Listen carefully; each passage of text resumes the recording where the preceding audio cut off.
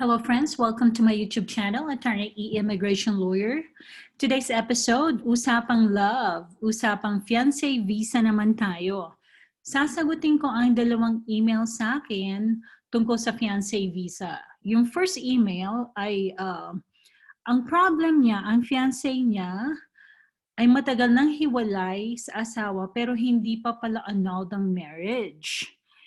And yung pangalawang email naman ay isang Filipinang nag-email tungkol sa kanyang American fiancé na gusto nilang magkita but because of the travel restrictions ay hindi sila magkaroon ng opportunity na magkita for the fiancé visa. Okay, so before that, I want to introduce myself. My name is Atty Elaine Antonio Bordeaux.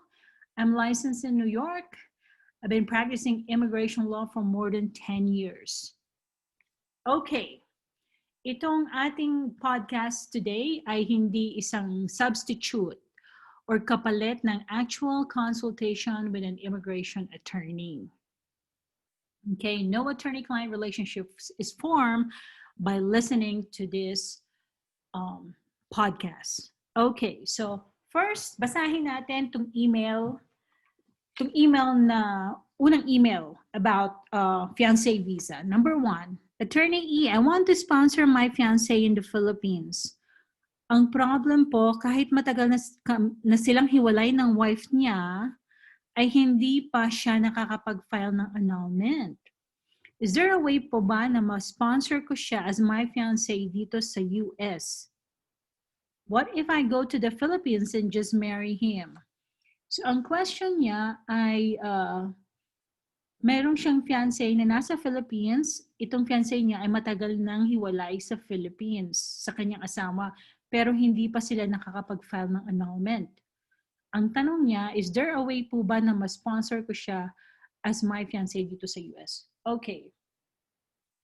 So pwede mo bang i-sponsor ang iyong fiancé kung siya ay legally married pa sa kanyang asawa sa Philippines? Yun ang question niya. Para sagutin natin yan, check natin ang mga requirements ng fiancé visa.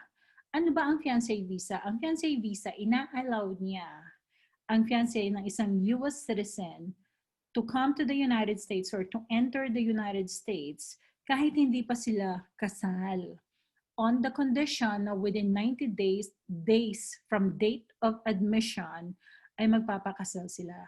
And then, after nila magpakasal, mag-a-adjust ng status ang foreign spouse. Okay, so yun ang fiancé visa. Kasi normally, dapat asawa na, dapat merong legal relationship. Pero in this case, ay kahit hindi pa kasal, ay pwedeng makarating. At dito na magpapakasal sa US within 90 days. Only a US citizen can sponsor a fiancé. Okay, so klaro yun. Hindi po pwedeng green card ka pa lang, hindi ka pwedeng mag-sponsor ng fiancé mo. Ang tanong niya dito ay, ang kanyang fiancé ay hiwalay sa asawa pero wala pang annulment. Pwede ba yung i-fiancé visa? So check natin ang requirements. Okay. You may file this petition if you and your fiancé are legally free to marry and intend to marry within 90 days of his admission to the US. So one of the requirements, dapat legally free. Merong legal capacity to marry. Ikaw at ang iyong fiancé. So dalawa kayong merong legal capacity to marry. Kung siya ay may asawa at wala pang termination ang kanilang marriage, ay legally incapacitated siya, meaning hindi siya free to marry you. And hindi natin hindi nyo masasatisfy ang requirement na ito. So I don't think nauubra kung hindi pa ito terminate or hindi magkakaroon ng annulment of marriage yung first marriage niya sa Philippines. Okay? Ngayon, yung pangalawang mong question, what if I go to the Philippines and just marry him? Nako, medyo dangerous ata to. Pwede ba yun? Valid and existing pa yung marriage niya kahit ba matagal na silang hiwalay? Medyo dangerous talaga siya kasi baka maging bigamous marriage pa to, magkaroon pa kayo ng criminal liability. Okay. So what if you go to the Philippines and just marry him? I don't think na pwede legally. Uh, pero kung gagawin mo, and with respect to the US immigration law, pag submit mo ng petition mo, whether if a fiancé mo siya or as a spouse, ay kailangan mong patunayan na legally free to marry kayo or kung nagpakasal kayo na valid ang yung marriage. Okay? So kung merong first marriage, hahanapan siya ng termination ng prior marriage. Assuming nagpakasal kayo sa Philippines, hahanapan pa rin siya ng termination ng prior marriage. So either annulment of marriage or death certificate kung namatay ba yung asawa niya, or declaration of nullity of marriage.